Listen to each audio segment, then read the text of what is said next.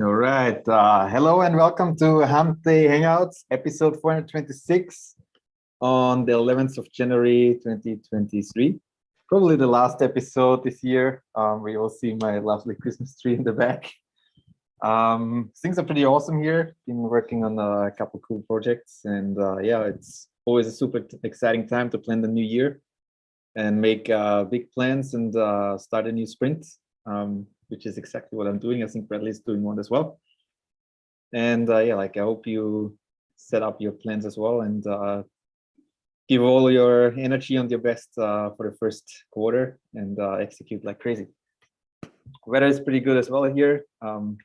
Pretty warmer than usual. But it's supposed to be cold again, and I'm super excited about that because snow is predicted to come as well, and that means I'm gonna go snowboarding for a second time.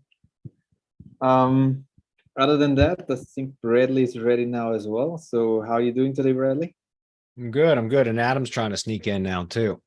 Oh, obviously after announcement. Yeah. Now that all the hard shit's out of the way, Adam joins us.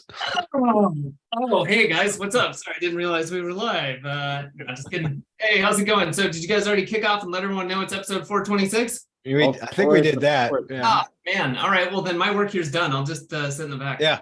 But wait a second. Do we have any announcements? Oh, we've always got announcements. Well, hold on. This is like at the end of a big Thanksgiving dinner where you wait for like an hour after everybody's been in the kitchen cleaning up, and then you come in and say, "Is there anything I can do to help?" Like, yeah, what? Oh, it's all taken care of? Like, oh, no problem. Oh man. Well, what did you guys do? Did you already say hello to everybody? Tell them what you're Yeah, definitely. Like you were discussing that things are leaking somewhere. Yeah, went on vacation for the holidays, came back, had some issues with the plumbing, got it self-resolved, and then thought, since we just moved, got the house about 6 months ago, we're like, we should probably have it checked out, make sure that, it's not a symptom of something larger. So got it checked out. It was a symptom of something larger.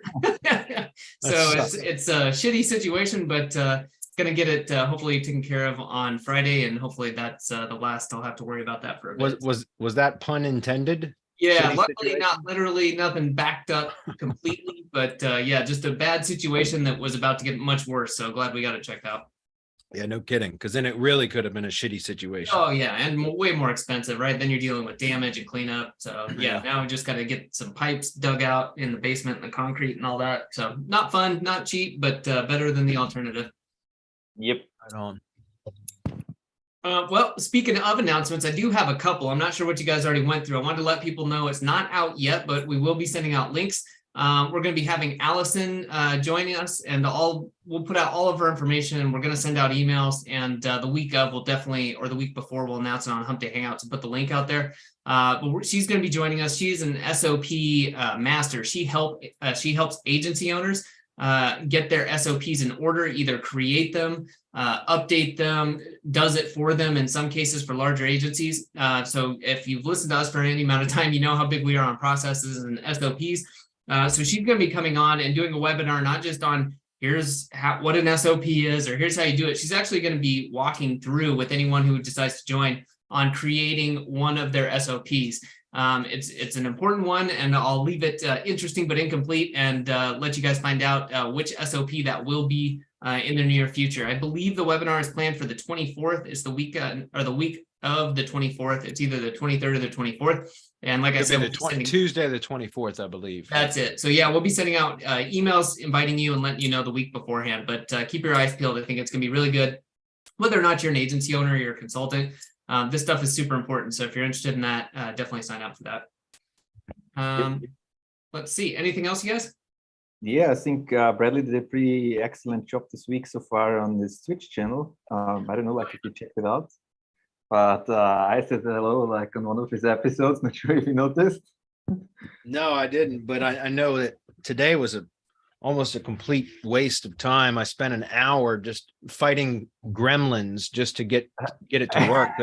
I was like Bradley's frustrated. Oh my God, was I furious this morning. I spent an entire fucking hour just doing nothing but trying, first of all, get Live Rank Sniper installed because I switched it from one PC to another. So I had to have my license reset and all of that. And that wasn't the issue, but it was it wouldn't like, I guess I had previously installed it on that PC and there was some sort of registry issues and it just wouldn't work. Fortunately, somebody it wasn't you that told me to use total. No, that wasn't me. Okay. No, it was Nigel. Anyways, one of the commenters said like use total uninstall.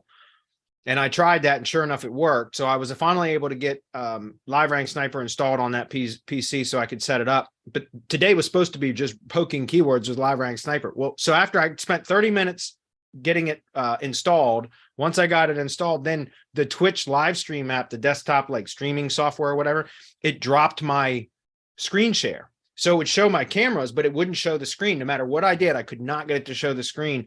And so I ended up having to cancel turn off the live stream and then install Melon, which we bought from an AppSumo deal like a year ago. I never used it, but I had to install Melon, learn how to use it very quickly, then fire back up the Twitch. And I spent like another 20 minutes just trying to fucking figure out how to get the video and the screen share to work properly. And so anyways, I spent an entire hour just before I was able to stream normally today. So like, I ended up streaming for 30 minutes and I went ahead and deleted all that other crap because it was like an hour of just me being frustrated, yelling at like cussing at the camera or you know what I mean? So it anyways, was actually super funny, man. Like I was pissed. Especially like all the camera angles and like was like friendly in front of the screen. I was frustrated as hell, man.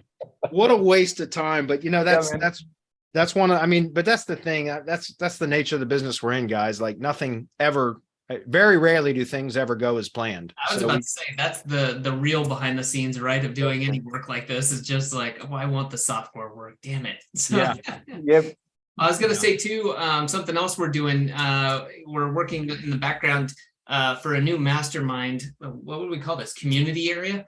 Some good progress on that. Really happy about that because that's going to enable a little bit better, more focused area, both for discussion, but also for the training for the mastermind members. And then it's going to come along with a nice little mobile app too. So really looking forward to that. Made some good progress today. So hopefully mastermind members, for those of you watching, in the next few weeks, our goal is to have this wrapped up, have you moving over before the end of the month. Sweet. So yeah, so the live streaming stuff, I did stream every day this week, thank God. Other than the gremlins this morning that I fought for an hour, it went fairly smooth. I still got 2 more days this week. And actually to make up for the lost hour today, I've been running back and forth up and down the stairs because that's my streaming nerve centers downstairs. And so anyways, I've been running up and down the stairs all day running LiveRank Sniper. So I'm trying to catch up for that hour that I lost this morning. So I'm hoping possibly by tomorrow I will have poked all those keywords. I started with 45 keywords. Now tomorrow is just normally I do, on Tuesdays and Thursdays, I do like just other kind of stuff. But it maybe tomorrow I will cover some of the rank and rent SEO stuff anyways, but Friday I'll be back on that topic again. But yeah, it's coming along, man. I've had some people show up every day and chat with me and all that. And it's been cool. So I'm just going to keep it up and keep going through it and see how, I mean, it's a lot of raw footage, but eventually we'll have everything edited down into shorter form content. And then we'll make that available probably just in the mastermind. But I'm giving away free resources, guys, as part of that. Like if anybody wants to sit through all that live streaming, like raw footage, there's a lot of stuff that I'm giving away in there. So I would encourage you guys to check it out. Sweet. All right. With that, can we get into questions? Let's get into questions. All right, let's do it. Yeah, one more thing. If you haven't clicked subscribe to our YouTube channel, I highly recommend to get all the notifications. Yeah. Right on. All right. So I'm going to see, I got some pre-posted questions ahead of time. We don't have a lot this time. So perhaps if you guys are chatty today, use the YouTube chat to post questions, and I should be able to get to those. Sometimes we miss them. Last week I missed a couple of them because we ran out of time. But since we don't have that many questions today, hopefully we'll be able to get through these rather quickly. This one is from Adam. You've mentioned review issues in the FTC. Any recommendations on what to do or use to get reviews moving forward? Yeah. So in October, there was FTC, the Federal Trade Commission, decided to start bringing lawsuits against companies that they had determined have been, or at least alleged, are alleging that they have been publishing fake reviews. And I mean, that's kind of a known thing in our industry. And so, I have stopped since then. Like, I don't recommend getting kind of spam or fake reviews at all. For a period of time, we could get away with that kind of stuff. But now I'm seeing more and more, like the federal government is on a rampage. They just hired another 80,000 IRS agents, and the FTC apparently is getting more funding with all the money being spent. It's no wonder, you know what I mean? Like, the big agencies are starting to crack down on stuff, and the FTC, you do not want to get on the bad side of the FTC. So, because it could bankrupt you, or potentially you could be criminally liable as well. So I would encourage you guys to be very, very careful if you're going to do that. On a state-by-state basis, you had to be careful with that anyways, but this is now a federal issue as well. So I would encourage you guys to stay away from doing that. I don't recommend it to anybody at all, period. It's just better to avoid that than potential, getting yourself into hot water or getting fined substantially, which could bankrupt your business. So, or your clients' businesses, which would be even worse. So that's why I say just don't do it. It is what it is. Now, there are some other options. In fact, we're going to be talking about something like this in the next week or two, couple of weeks, something like that. But a colleague of mine has built an app that is phone reviews, and it's got a whole bunch of like stuff built into it to satisfy any kind of FTC compliance issues. So in other words, there's metadata, like there's a trail, basically a verification, validation of, where the phone call originated from and all that kind of stuff. So it's essentially, it's an app where you can call in to a number that, a number is assigned to a business, it's a review collection number, phone number. In other words, so it's a unique number that would be assigned to a particular business. And then the business sends out review solicitations to their customers or clients or whatever, that ask them to phone in the review, as opposed to leaving a text review, a text written review on, like, via Google Maps or Yelp or anything like that. They can call in the review. And so it's a recorded voice review that gets transcribed into text and then can be published onto your website and things like that. But there's a record, a phone call record of that, so that it's compliant with the FTC. Very cool app. It's very simple. The way that it works, you call in and it's an automated voice prompt. There's a phone, a message that says, "Hey, thank you for calling the review line for whatever the business name is. Please press 1 to 5, with 1 being the, not satisfied and 5 being the highest rated or whatever. Somebody presses 5, that's a 5-star rating. Then it says, okay, and just a moment after the beep, you can leave a review, or something like that. Anyways, it's very cool. I've tested with it, and it sends the reviewer a notification once the review has been received. And it also sends the client, the business, a notification that it's been received, along with like the FTC records and everything out, like the metadata of the phone call and all of that stuff, so that it's all compliant. So anyways, very cool app. It's inexpensive, something that I don't know of anybody else out there doing this or providing this kind of a service. So it's very unique, and I think it's a pretty cool way to kind of overcome some of the spam review issues that businesses are experiencing. So anyway, pretty cool. More information will come out about it. We've got, like I said, it's a colleague of mine that has developed this app. So we're going to be bringing it to you guys. I don't know if we're doing a webinar or just an email sequence or what, but more information will be available as we have it. So I just wanted to bring that up. Chris, I saw you smiling in the background. What are you smiling about, man? You will see it on the Slack soon. Oh, gotcha. I'll have to go look.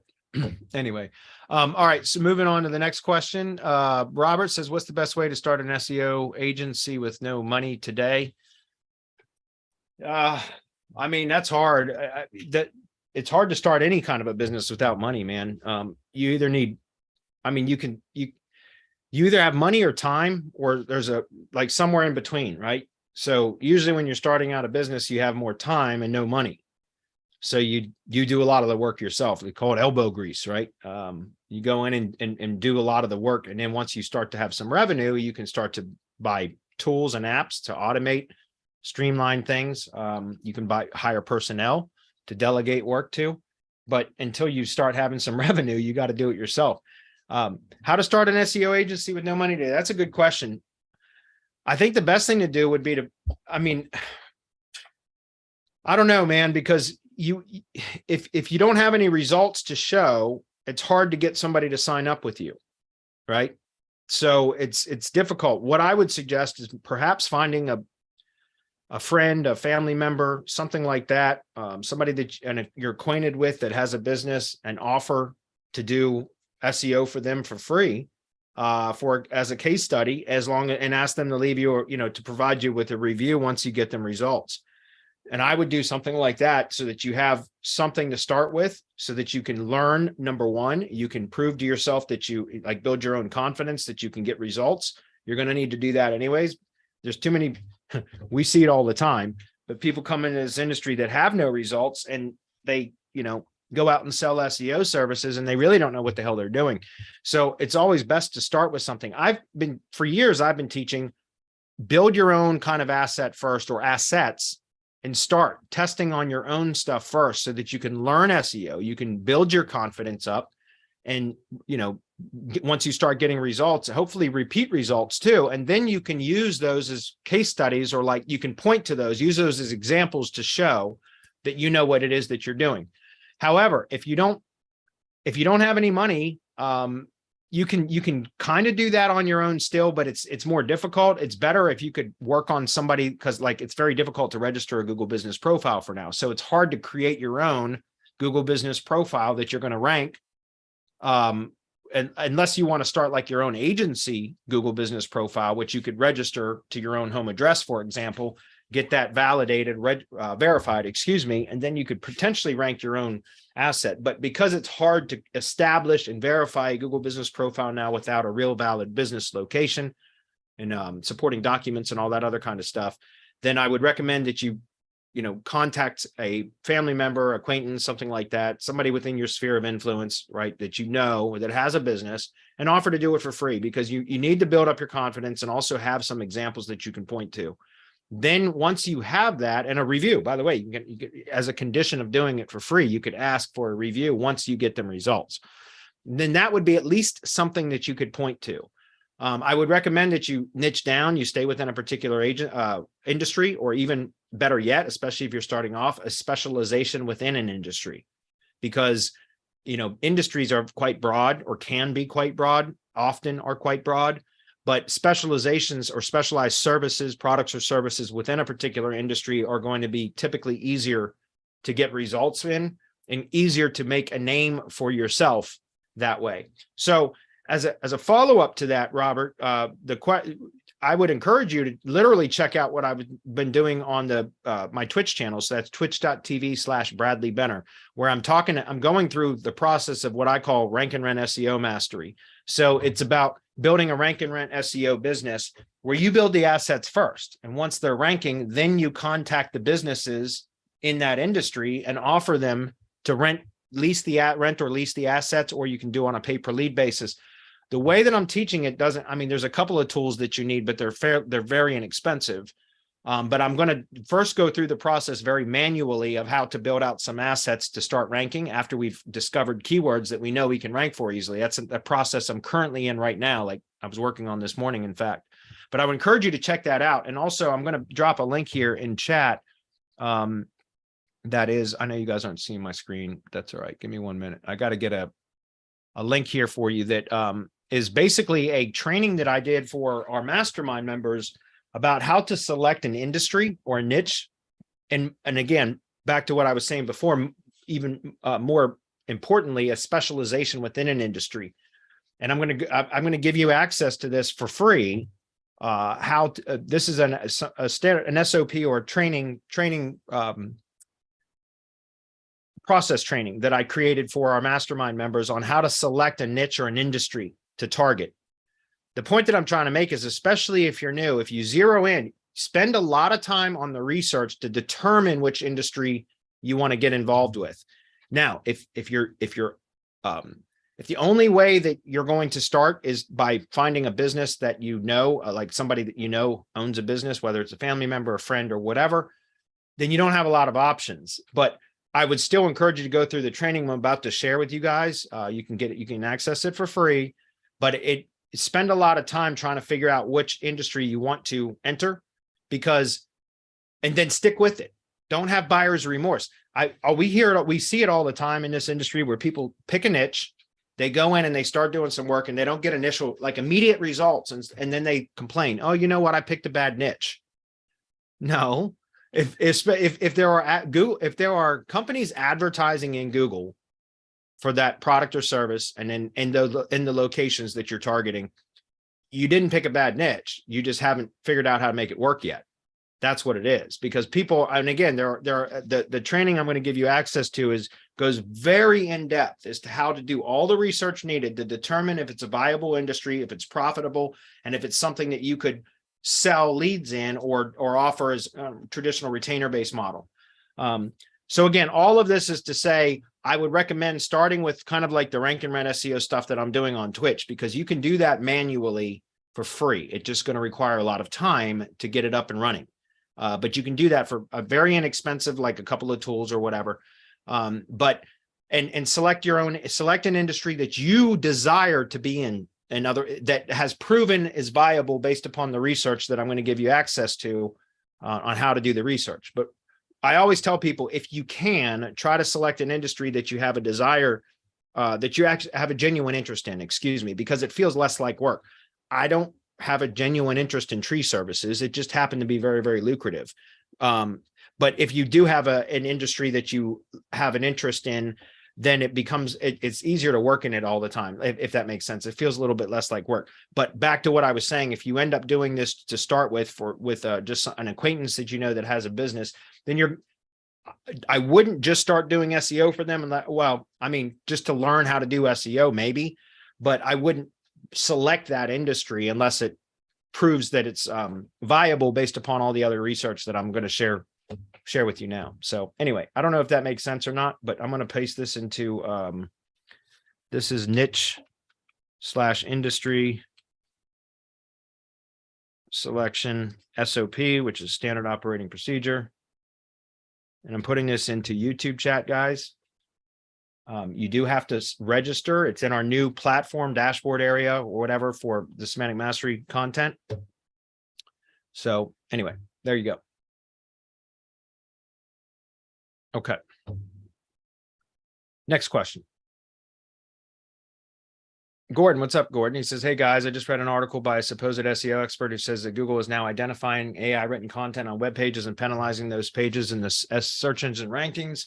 He also stated that there is an online tool that is over 90% accurate at identifying AI written content, even after you have edited it somewhat manually to make it more unique. So if you're going to use AI content, you should check it with this tool to make sure it passes the AI test after you've edited it. He makes the point that since there is a public tool to identify AI written content, it is 100% certain that Google has the same or even better capabilities. Is this AI content penalty situation correct? And you need to make extensive manual edits to escape that penalty. Thank you very much, as usual, with your help. For your help. Yeah, I mean, there are apps that do that. On-Page AI has had that for some time. There are things that you can do to make the content not detectable or less detectable as AI content, but I don't believe that Google is penalizing that yet. And even if it is, I would be more concerned with on-page content than off-page. I've had people say, well, you don't use AI content at all because it could be negative. Look, if I agree that potentially AI content, if it's not optimized properly, right, not given some kind of human touch, so to speak, on a main site, a money site, it could potentially cause a problem. I've not seen a problem from it yet, but it could potentially cause a problem on a money site. But when you're doing link building content, I've had people from Vetted, I've had some people say, well, if it's AI generated content, that can be toxic and, could cause my site to tank. No, because it's like negative SEO, right? Like,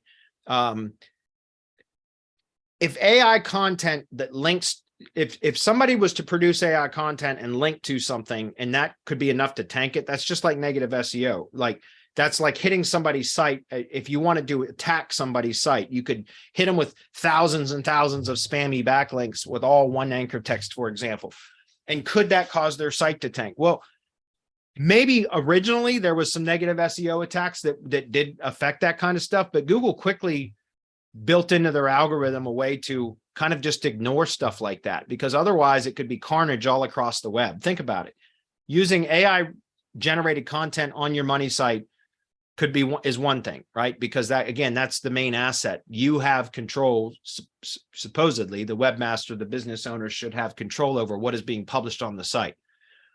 But externally, you don't have any control over that. So again, I don't think AI content, I haven't seen any problems with using AI content on the money site, especially if you have some human element. Like, we use AI tools to generate content, but we have human editors that edit the content.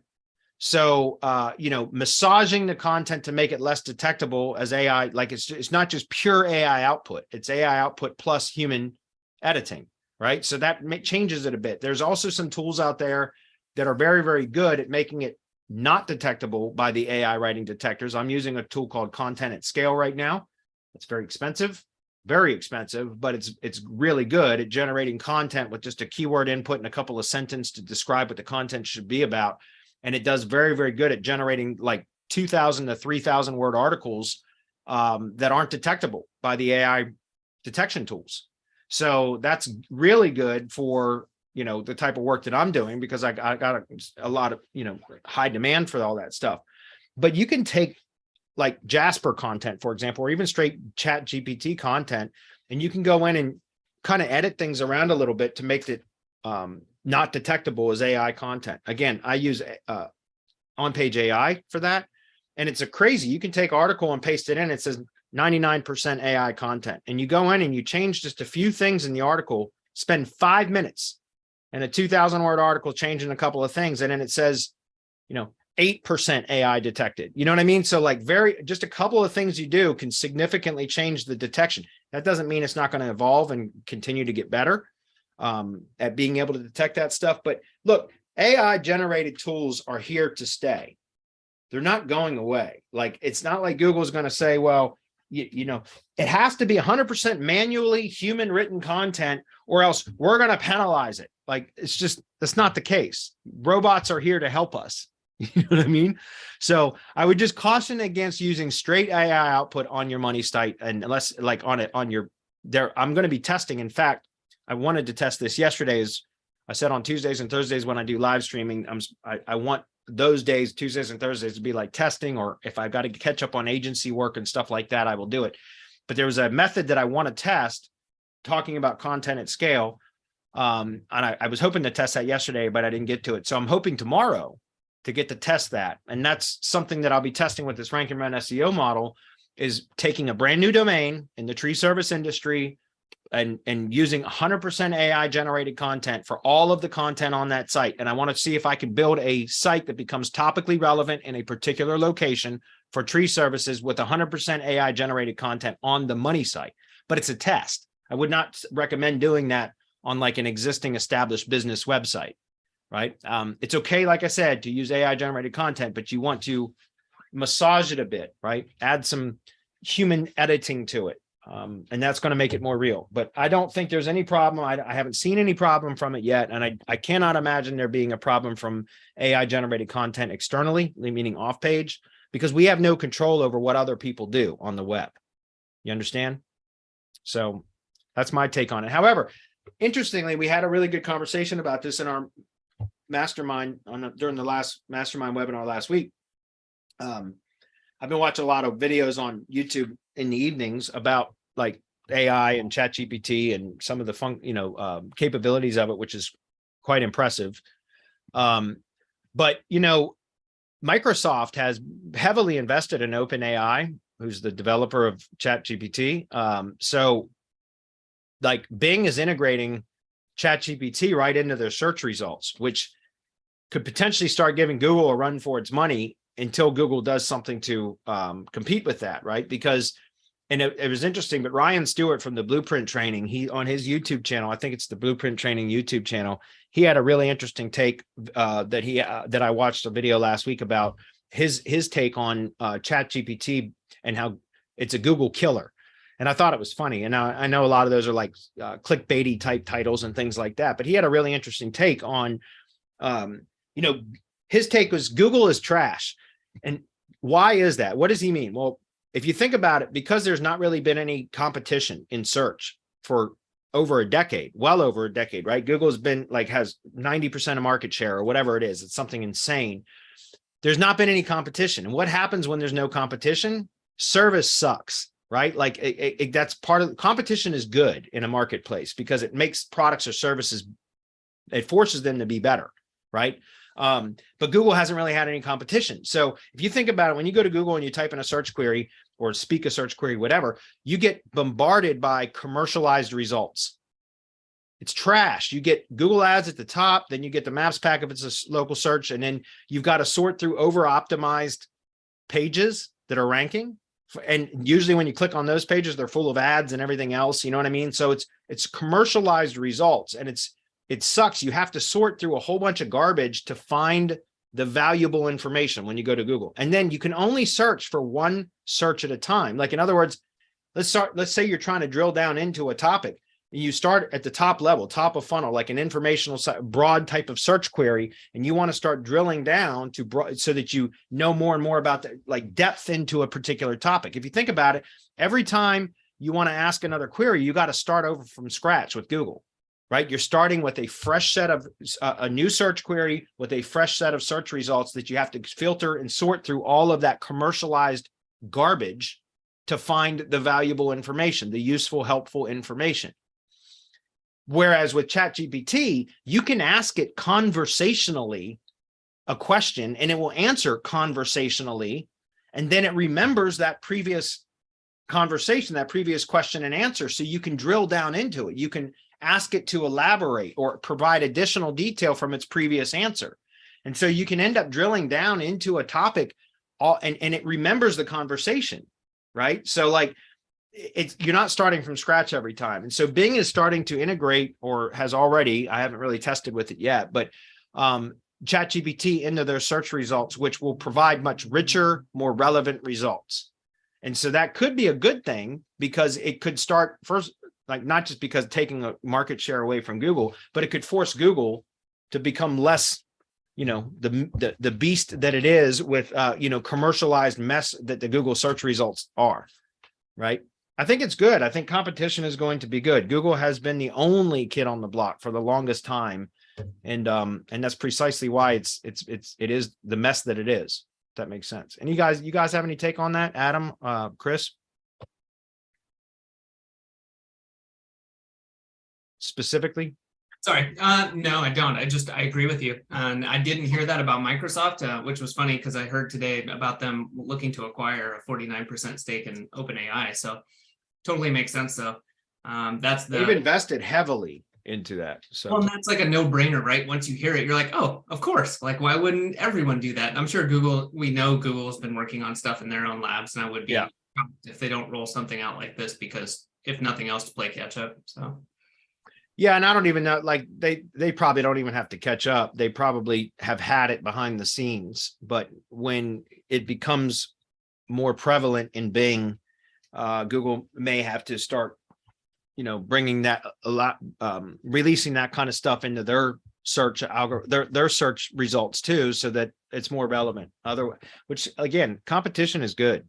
So anyway, Google has been working on those things for at least 8 years. Oh yeah.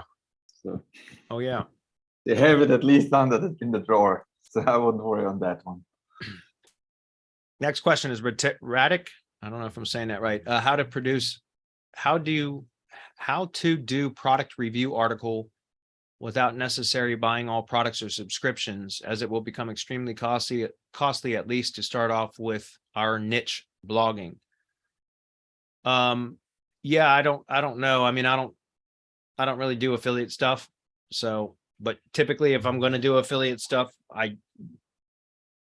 what I've always found years ago, I don't even really do it, but if you're just going to do straight up affiliate SEO, then you don't really need to. But if you're trying to do like a review blog and all of that, then you should really review the fucking product, which means like buy it, subscribe it, purchase it, whatever. and then give it a real test, and then provide your experience. Like you blog about your experience and provide a real valid review. Some affiliate programs will give you, temporary access and things like that to review the products.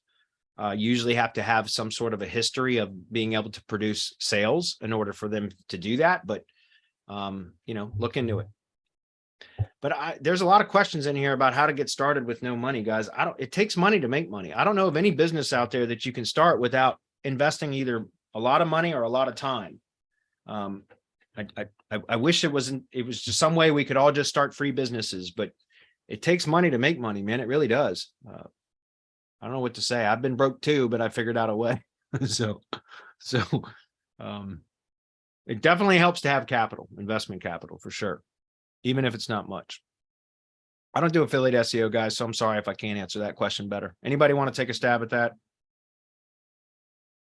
Chris? No? Okay. All right.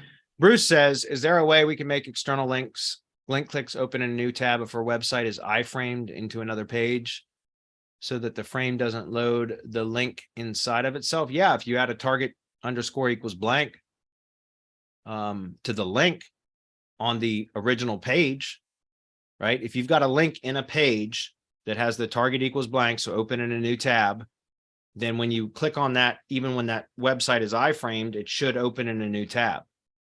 You understand? So you add the target equals blank, right? It's a tag you add into the HTML of a link, right? It's target equals quote underscore blank end quote. So you add that into the HTML of the link, and it will open in a new tab.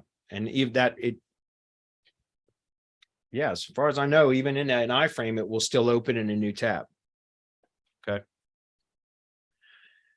Sal says, how do you handle SEO efforts when half the first page is ads, but organic search volumes are still high? Do you go out and do Facebook ads, etc. as well? No, I don't do Facebook ads, period. So I don't. I probably should, but I don't. I have no desire to either. So I've avoided Facebook ads my entire career, and I have no desire or have planned to do so. When half the page is ads, but organic search volumes are still high. Half the page is ads now, like for every search. Guys, I mean, local searches now, you've got local search, guaranteed Google ads at the top for those, like for contractors and stuff. Then you have regular search ads. Then you have the maps pack, which oftentimes now has an ad in it too. So you usually have a map 4 or 5 pack, because you see 1 or 2 ads now in the maps pack. So you got to scroll 2/3 of the way down to the page to even get to the organic section anymore. It's crazy. That's why I was just saying about, Ryan Stewart's take about Google is trash. And I agree. It's so commercialized. It's such a pain. It sucks. So, but part of what I'm teaching for the Ranking Man SEO series is to just go after the organic stuff, because I mean, it is what it is. So do you go out and I don't do Facebook ads, so I don't know what to do, what you're even asking about that. Seriously. How do you handle SEO efforts when half the page is ads but organic search? You still optimize for organic search. The amount of ads doesn't change how you optimize for organic search. I don't know. Perhaps I'm not interpreting the question properly. I don't really understand what the question is. That doesn't, just because there's ads doesn't change your SEO strategy. I mean, if you want to rank in organic, it's the same strategy, regardless of how many ads there are or not. But if you're targeting queries that have a lot of ads, have you considered running Google ads? I mean, I'm saying that kind of as a joke, but at the same time, I mean it. Like if you're targeting search queries that are a substantial amount of ads, then perhaps you need to compete in the advertising space as well, instead of just focusing on organic SEO. So YouTube ads, by the way, are still very inexpensive and still effective. So that might be something else you could test. Walter says, what are some places other than gsite, Media Room, and CloudHost where we can iframe the money site for more power? An ID page, Blogger, your branded Web 2.0 assets. I mean, press releases. Well, maybe not the press release, but you got Media Room already. So, but yeah, I mean, branded Web 2.0 assets, those are great. Gsite, ID page. Be careful though. I've been testing lately and I've been seeing, I've talked about this before, but with with my link building business, with what I call rebuilds, which are going out and finding domains that are in the appropriate topical or topical category. At least they have topical trust flow flowing into them in the appropriate topical categories. And sometimes the domains that I pick up are have a lot of power. And so if I used to iframe the money site sometimes into tier 1 links, and I found that some of the domains that I purchased were more powerful than the money site that was iframed, and therefore it would cannibalize the money site page. Like, in other words, let's say the money site page was ranking in position number 4, and then I iframed it into a rebuild domain. That's what I call those domains that I purchased that were expired, had former content on them, etc. And then I would iframe that into that rebuild, and all of a sudden the rebuild is now in position 4, and the money site's not to be found. The money site's still there, but it's an iframe in the rebuild that took over that position because it cannibalized the money site. Does that make sense? I've seen that happen, so we stopped doing that in semantic links. However, I've seen recently, for years, I've been teaching about using the gsite, the Google site, as part of the Drive stack to embed the money site into that. And I've recently started testing with not doing that because I've seen in some of my tree service stuff that the gsite cannibalizes the money site. It doesn't happen very often. In fact, one of the domains that I saw that happen on was caught an algorithmic penalty. It seems like from what I can understand it looks like a panda penalty is what I was trying to say. So the domain caught like a panda penalty. And so the G site ended up ranking where the money site was, because the money site was iframed into the G site, if that makes sense. And so I'm testing with that right now. So you got to be careful with the iframes with the money site. I think iframes are really good for tier 1 stuff, branded tier 1 stuff. In other words, you iframe tier 1 assets into other assets, because that way it doesn't cannibalize the money site, but it can still push power and topical relevance and influence, if that makes sense.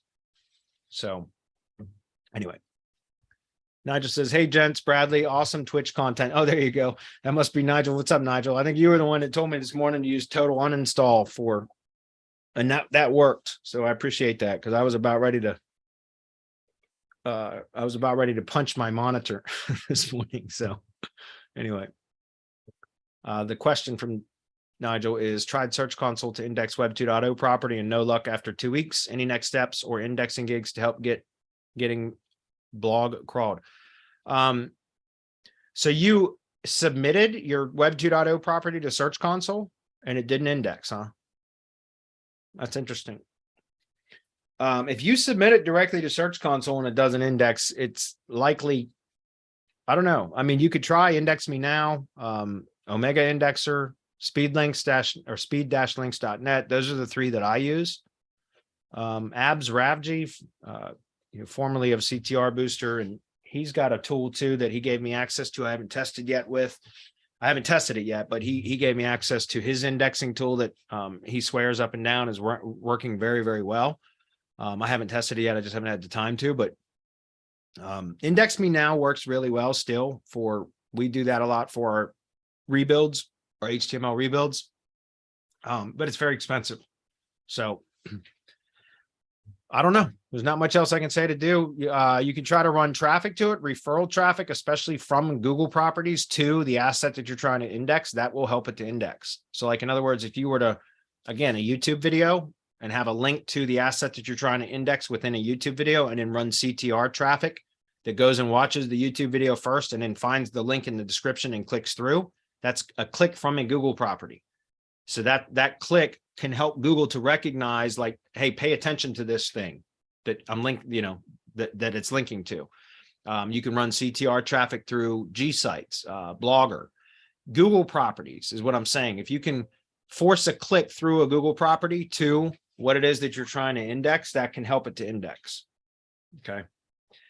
Potentially you could run Google display ads to it, right? You could run and Google display ads, very inexpensive. You could set those campaigns up, and that way you're buying Google traffic clicks. You're buying clicks from Google users. Think about that. When you're buying traffic from Google Display Network ads, you're buying real traffic, real clicks from Google users. So that might be something else. I've not tested with that specifically just for indexing purposes, but it would probably work. So you could take a Blogger blog, WordPress blog, something like that, and set up a Google Display Network ads campaign, fund it with like $1 a day just to start, which is $30 a month. And then you can always reduce it down. I've got campaigns that I run for on the Display Network for stuff at 50 cents a day. That's $15 a month in ad spend. But it's, again, it's buying clicks from Google users. So you're buying real traffic from real Google users. So that might help it index too.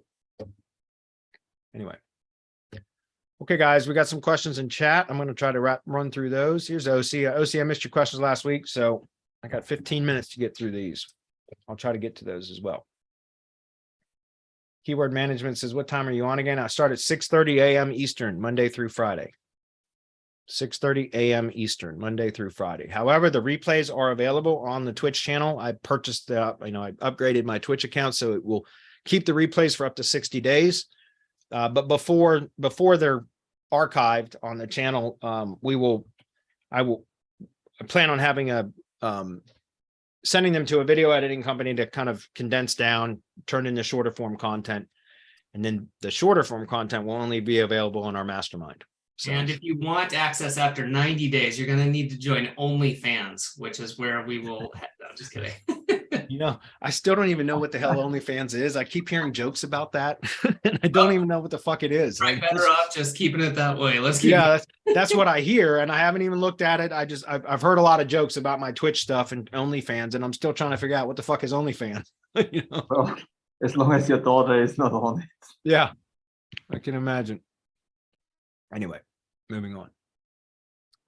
Do you send out a Zoom link? No, it's twitch.tv/Bradley Benner. That's my if you follow my channel on Twitch, you will get notifications from Twitch. Anyways, I'm not really all that familiar with Twitch either, guys. I just started it. So, oh, by the way, I keep getting this question too. Why are you doing this on Twitch instead of the YouTube channel? Because it's raw footage. I don't want to clutter up our YouTube channel with this like stream of consciousness live streaming that I'm doing, right? It's raw footage. Once we send that footage to a video editing company that will condense it down into shorter form content, that's the kind of content that goes onto the YouTube channel. Does that make sense? I want to separate the two because I don't want to screw up our YouTube algorithm and our analytics and all of the other stuff with this raw footage. That's what the Twitch channel is for. So I can stream it there. We take the recording, send it to an editor. The editors condense it down, shorter form content, and then that goes into either our training area for mastermind members, or from that, we'll extract some stuff that will be used for marketing, lead magnets, and things like that. But the training that's condensed down into shorter form versions of the training, that's only going to be available in our mastermind. We don't sell products anymore, guys, like training products. We sell mastermind access. Period. You want our training products other than the shit we give away for free on Hump Day Hangouts and the lead magnets and stuff, you got to join the mastermind. That's where our content is. We don't sell training products anymore. Get it? So there you go. Let's see. Nigel says, Bradley, been joining your Twitch. Yes, thank you. Appreciate that. Well, there must have been some spam. Yeah, we need to hide that user from channel. Yeah, it's already been done. Stupid fucking comments. We get that often. I imagine everybody does. Do you have a link for on-page AI? Yeah, on-page.ai. There are no affiliate links for that because Eric Lancheres does not have an affiliate program. I wish he would. I've been promoting the shit out of it for months. But it's a great tool. It's on-page.ai. Okay. Great tool. It's expensive, but it's a good tool. Let's see. OC, what's up, buddy? He says Microsoft is actually, according to rumors, trying to buy openai AI. Yeah, that's what Adam just mentioned. And as I know that they've invested a lot of capital into openai. And so yeah, I heard the same thing. Keyword management, the part of ChatGPT is pretty dope. Yeah, ChatGPT it's impressive. Some of the stuff I've seen people been able to do with it. Oh, there's I just learned one of our mastermind members just shared this with me. I'm going to share this as well. Let me open it up. Yeah. Okay. So one of the videos I was watching was Matt Zimmerman. He's got a channel on YouTube called Ranking Tactics. And I was watching a video about phrase, about how you can train. There's like I have Phrase. I've had Phrase subscription since it was on AppSumo. I bought a lifetime deal like when it was on AppSumo. So I've had Phrase forever. I don't use it that much. My writing team does for developing outlines for our custom content service.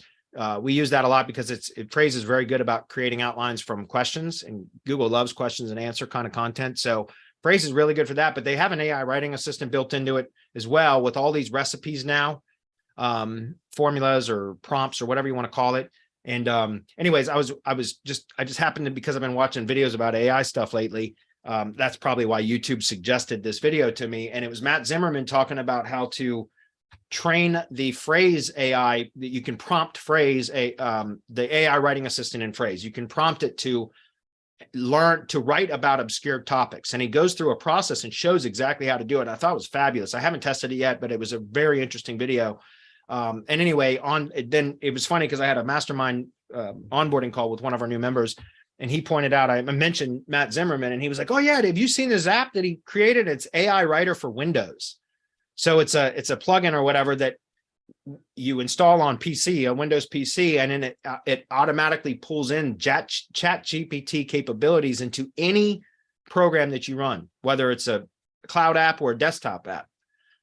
If it runs on your PC, it gives you the capability to have chat GPT integrated with it. So it's really, really cool. I'm gonna grab the screen for a minute and just show you guys this, and then I'll post the links in the chat. And it's $8 a month. I haven't purchased it yet, but I've got it on. I've had it open in my browser all day because I've been waiting to do it. So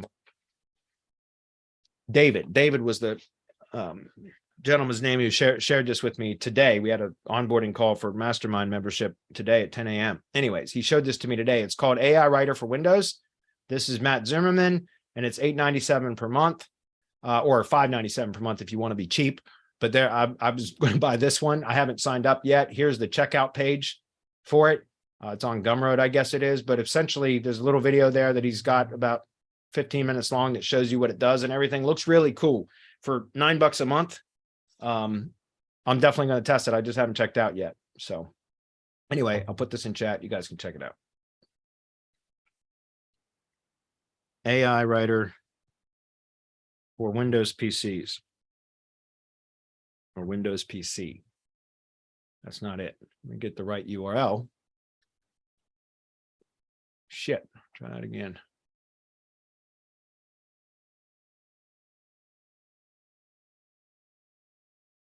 Okay, sweet. Back to questions. So I haven't tested that yet, guys, but I plan on it for $9 a month. Why not? All right, next. The downside of these answer bots is like featured snippet. It takes away your click. If you get the answer and the search engine websites don't get the visitors. Yeah. I mean, I can see that being an issue, but I think we're on the cusp, guys. Like things are going to start changing. SEO, has been what it has been for, I think some significant changes are on the horizon, right? They're coming. And so you can either bury your head in the sand and just assume that not much is going to change and then be, caught off guard when it does. Or you can start trying to, stay on the leading edge of things and ride the wave, right? So that's kind of my thought process, is trying to figure out how to use this technology in a way to where we're not, falling behind the times, right? I think a lot of interesting things are about to happen because of this, is what I'm saying. Feed Chat GPT as many reviews of the products and ask it to generate an outline and benefit, pros and cons. That's for the question about affiliate products. That's a great point, OC. So the question we had earlier about how do you generate reviews for products that you don't have, that you don't purchase, that's a great point. Find a bunch of reviews already about the product, feed it into Chat GPT and ask it to produce a review from those. That's a really good point. So that's fabulous. Next, Matt Diggity and Authority Hackers have great info on affiliate stuff. Yes, I agree. That's the affiliate lab. Affiliate lab training. If I was going to do affiliate SEO, that would probably be the training program that I started with, would be the affiliate lab training. I agree with that 100%. I've heard really good things about that. I don't do affiliate SEO, but if I did, that's probably where I would start. According to half the page of ads, organic is still great. You get maps, Google guaranteed services, maps pack. People also asking organic, but it still generates. Yes, I agree. There's still traffic in organic. There's no question. That's why the whole Ranking Man SEO mastery thing that I'm going through is specifically targeting that, at least initially. Indexing web 2s. What about putting the links in a few YouTube videos and perhaps patch pages? Yeah, that's what I mentioned. Also, Twitter. If you have a Twitter account that has real active followers, like there's real engagement, it's not just a spam shit, like a bunch of bots and stuff. That's worked for years. If you tweet something out in a real active and engaged Twitter profile, it will generally index very, very quickly. The thing is, I have a Twitter profile that we automate our Hump Day Hangouts Q&A posts to and things like that, but I really don't engage with it at all. So I don't know how valuable that is. But I know real Twitter profiles where people are actively engaging with other Twitter profiles and stuff like that. I know that can index stuff very, very quickly. That's worked for years, actually. So, okay. Those index within minutes and get crawled for sure. Google needs to see a link from multiple sources to index. Yeah, potentially. And that's, like I said, also Google products. If you can generate a click, so referral traffic from a Google product to the URL that you want to index, that helps a lot. So YouTube videos, as he mentioned, as I said, you can put them in Drive files and then if you can manipulate click-throughs from that, which you can do usually.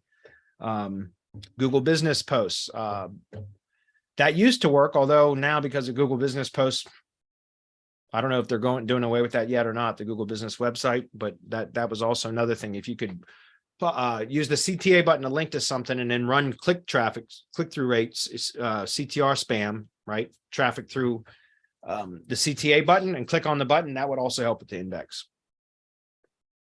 Okay, keep moving. Okay. OC, forget semantic mastery. If you start in OF, you will be set for life. Start in OnlyFans. Gotcha. Okay, gotcha. DC Glenn, what's up, man? He says, Happy New Year, Bradley. The Twitch content is dope. Salute, my friend. DC, the brain supreme. That's awesome, man. Appreciate you checking it out. Thank you. Good to hear from you, man. What is the name of the Twitch channel? It's twitch.tv/Bradley Benner. By the way, about ChatGPT, there is an OpenAI playground where they have the DaVinci model, the next version of ChatGPT or whatever. It's paid and it has a demo you can use. Supposedly it is much better. Yeah. Cool. Yeah, been using it for a while. It's pretty good, but I mean, ChatGPT is pretty much where it's at right now. Yeah, I agree. Okay, we're almost done, guys. DC Glenn says phrase is incredible. Yeah, it's funny because I haven't been in the phrase dashboard in probably 3 months or so. And when I was watching that video by Matt Zimmerman about how to train phrase to write about an obscure topic, but if you just go to the Ranking Tactics channel, you guys can find that video. It's literally says how to train phrase to write about obscure topics or something. But I was like, wow, there's a hell of a lot of stuff that's been added since the last time I was in. Well, maybe 3 months ago it was there and I just didn't go looking for it, but now I know it's there. So that's one of the things I want to test. And on Tuesdays and Thursdays of my live streaming sessions, I want those days to be days that I start testing again. I've been so wrapped up in managing my agencies and the different businesses that we have that I have not been doing as much testing as I want, as I like to. So that's part of the reason I started this live streaming stuff, is to kind of force myself to have some testing time. And so I do want to test the phrase stuff. I'll probably do that live when I do it. So OC says, then ChatGPT, if you use the temperature setting in at 0.4, it passes AI checks. However, I haven't tested it myself. That's good to know. Robert says, I bought AI Writer for Windows Lifetime last night. Have not played with it yet. Do you have the Lifetime link, Robert, by chance? Because on the call with David, who introduced that to me today, he said he got a Lifetime too. And when I went to look at it today, it's only monthly. I mean, I'll buy it. I haven't even used it yet, but I'll buy it Lifetime if you have it, if you have a link for it somewhere. I just posted the link that I have, which is a monthly charge. I mean, whatever. I'll spend $9 a month. I'm not worried about that. But if I could buy it for Lifetime, I'd certainly do it. So anyway. DC Glenn, you can also text your prompts and get the answers on your phone. Yeah, and I've seen some hacks. There's another channel right now, I can't remember it. But the guy, that's all he's been publishing is videos about AI tools in the last like several weeks. And there's a couple of really cool tools that I guess integrates with WhatsApp and ChatGPT and things like that. It's pretty cool. Yeah, it's fun now that they connected it, OpenAI, they connected it, or they opened the API so Zapier could connect. So over Christmas, I was like, ooh, my own team can use this. So I connected it to Slack. So there's a channel where they can just type in stuff and get an answer instead of going to the website. Yeah. Chase Reiner, what's up, man? Shout out to Chase if you're still on watching, man. Like it was Thanksgiving Day when I saw yours. For some reason I was on YouTube and I saw your prompt. It was a video talking about going on Twitch. And I've said this multiple times on Twitch since I started this. Chase Reiner's the guy I got the idea from. It was fucking brilliant. It was Thanksgiving Day when I got caught up when I watched your live stream specifically talking about that. And I thought it was brilliant. And I was like, man, what a hell of an idea. And I've said it multiple times, Chase, go back and watch my live streams, but I always give credit where credit is due. And I shout out to you, man, because I thought it was just a brilliant idea to do that. And so it was Thanksgiving Day. The next day was Black Friday. I went out and spent several $1,000s on the webcams. I bought a new PC, I bought a new microphone, a new desk for all that setup downstairs, which is where I'm streaming now. All that shit. The very next day, I spent like $6,000 because of your video. It was amazing. I was just like, man, what a hell of an idea. So anyways, that's really cool. Chase just gave me a shout out and I appreciate that, man, because I always give credit where credit is due. And that was awesome. I think it's, I really like the live streaming idea. I think it was fabulous. And it's, so far I've got a lot of good feedback. So appreciate that very much. And I'm still new to Twitch. So I don't even know how to turn on donations yet. Chase can raise my baby. That's right. Yeah, that's awesome, man. I appreciate you commenting, Chase. That's really cool. Thank you. Business Growth Ready says SEO will be back unless it's terminated by AI Schwarzenegger. Hey, Skynet is coming, man. I believe it. It's 5:01, guys. We got to wrap it up. I'm going to try to roll through the next couple. OC says, I haven't used Phrase since Surfer SEO came up pretty much. And the other day I went in, I don't know how to use that tool anymore. Yeah, I know. That's what I was seeing Matt with Matt Zimmerman's video, excuse me, with all the different kind of prompts and stuff. And I was just like, holy shit, there's a lot of stuff there that I didn't even know of. Let's see. Matt had the lifetime deal for the first 200. Okay, so you can't do that anymore. Oh, it's $9 a month, guys. It's worth it, I would think. I haven't tested it yet. It would be awesome if you feed ChatGPT or text and train it to chat with your wife. I think you can do that, actually. I've heard about people doing that. He said he will bring it back. So he's talking about Matt Zimmerman. He mentions he will bring it back if enough people ask for it. Rick says, Chase can raise my baby. What's up, Rick? What's up, buddy? I'm going to talk to you in a minute. DC Glenn, do a free Zoom call with the owner and it will enlighten you. You get a demonstration for 40 minutes. Are you talking about with Matt or with Phrase? Probably Phrase, I think. Yeah, maybe. I think that's what he's talking about. Anyway, we're over, guys. I'm going to wrap it up, but I will be back tomorrow for the live stream, 6:30 a.m. Eastern. If you guys want to come check it out. I've got most of the keyword poking done today after all, so we might talk about that tomorrow, although I did want to get into the content at scale process that I wanted to do yesterday that I didn't get to do. So I'm hoping to get that done tomorrow. So anyways, we'll see you guys tomorrow. Appreciate